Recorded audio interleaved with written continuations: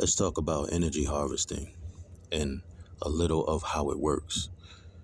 Your exes get caught up with these master manipulators, these impotent devils, usually bisexual or caught up in all types of ritualistic sexual practices and are spreading themselves across, multiple parties of people, both men and women, both sexes.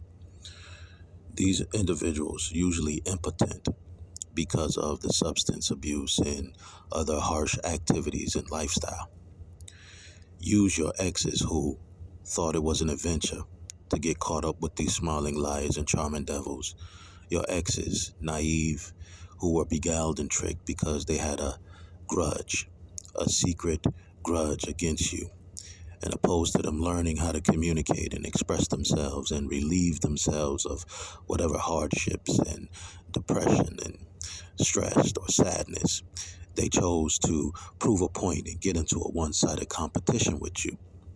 And those are those people who are susceptible and leave themselves open to the devil, right? A smiling liar, a charming devil is able to swoop in and manipulate because they have unhealed, traumatized wounds that unless they are willing to alleviate, right?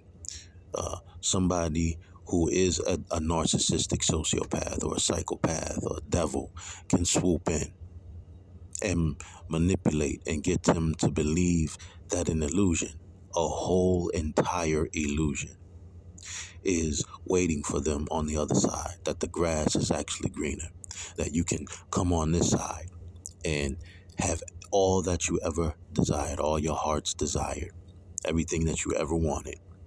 And you'll never have to even put in any type of ounce of effort, right, to do any healing or growing or changing for your betterment.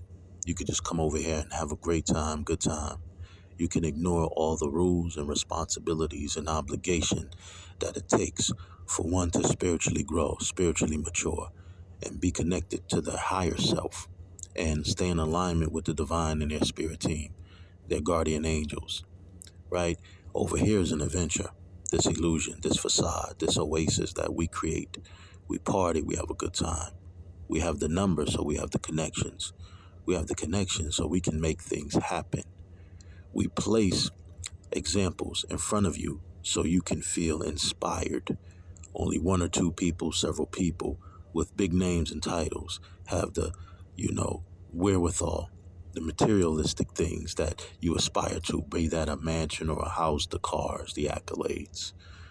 And these are the people that we want you to aspire to, those who don't necessarily share the wealth, but they want something and expect something from you, out of you, in order for you to be accepted and fit in this pyramid scheme, this pyramid hustle of souls, of conscious, of mindsets, is in contrast to the divine who says all you have to do is be obedient, listen, yield, humble yourself, sit at our feet, allow us to raise you in degrees of consciousness, allow us to slowly bring you along to mature you spiritually, to teach you how to let go, burn out your desires, your fleshly desires.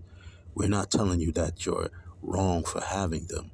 We're showing you how to release them, burn them, get rid of them so you no longer desire them to the extent where you are a slave to them, because being a slave to them is what hinders you and keeps you stuck and bound and chained and unable to ascend higher.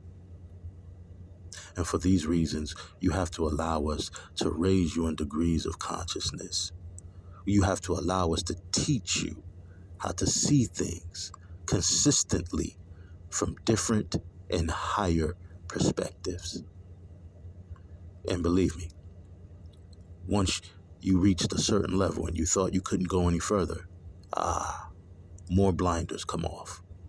The curtain is pulled back even more, and you actually are able to see things from even a different perspective, even a higher perspective.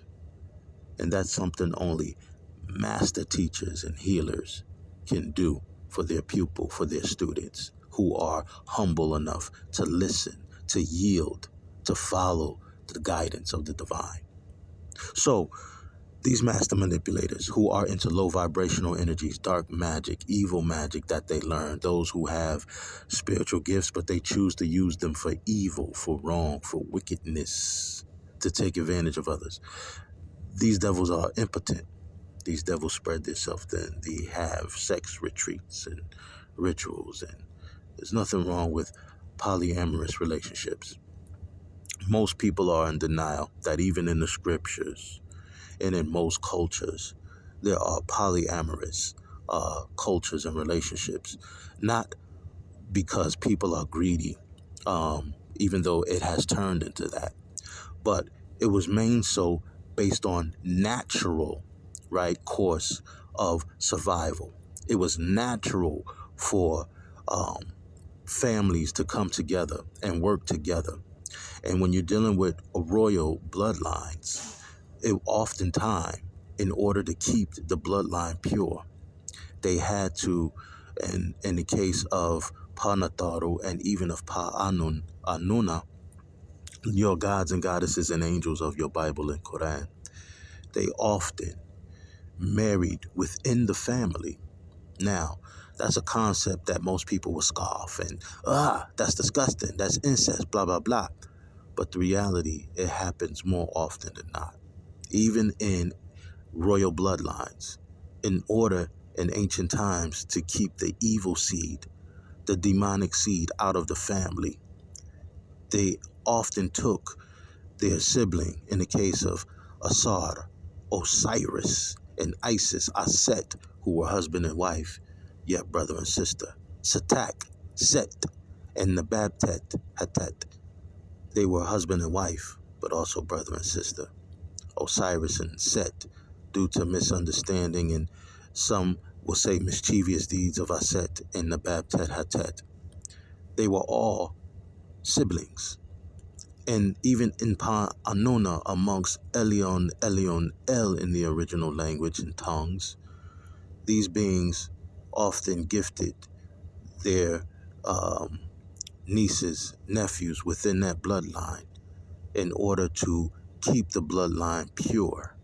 These are the gods and goddesses of your Bible. These are the angels, the angelos of your Bible and Quran, for those who claim that you believe in these books and scriptures that was translated from ancient clay tablets, the Atrahasis, the Enuma Elish, the Gilgamesh epics. These were clay tablets from ancient times that they did the best they could to translate. And then they held back different councils, right, in order to pick and choose what they wanted you to understand or read or know before they released the first version. And then from there, they steadily changed and removed scriptures and gave you new versions and different versions and newer versions and newer versions than that, removing even more context and making it more confusing. So you really don't know. And most of you, they just say, hey, stand up there and preach and, learn from your grandma.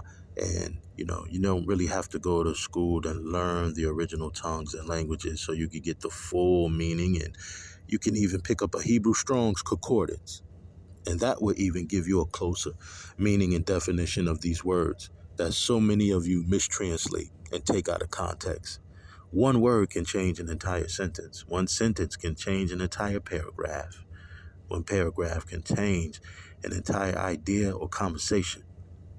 And you'll be completely off, not realizing that you are mistranslating and have your facts wrong in your understanding and perception of what you believe that you actually believe in.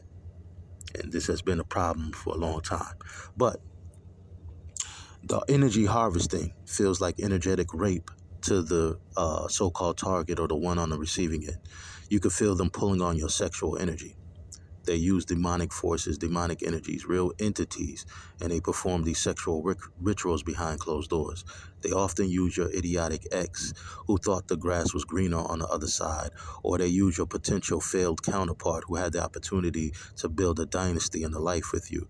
But instead of them looking within at the abuse and sexual abuse and them being sexually violated and abused as a child is too painful. They choose to ignore it and get caught up in, constantly making the wrong decisions and inviting the wrong people in their lives. And, it's too painful for them to deal and bring up the memories of incest and people in their family abusing them, and they don't want to deal with that so they can finally heal and be with their divine partner and be with their divine husband and build the life that they always dreamed of and deserved. But they get caught up in a life of crime because they don't want to look at the painful parts of their childhood, and they get caught up with these devils who use energetic manipulation. And this is why you have these cults and covens unhinged and stalking you star seeds and earth angels, trying to pull at your energy because your energy was feeding through harvesting an entire village of these fucking thirsty vampires, energetic vampires. And this is the stuff that we only saw in movies that has been taking place in real life.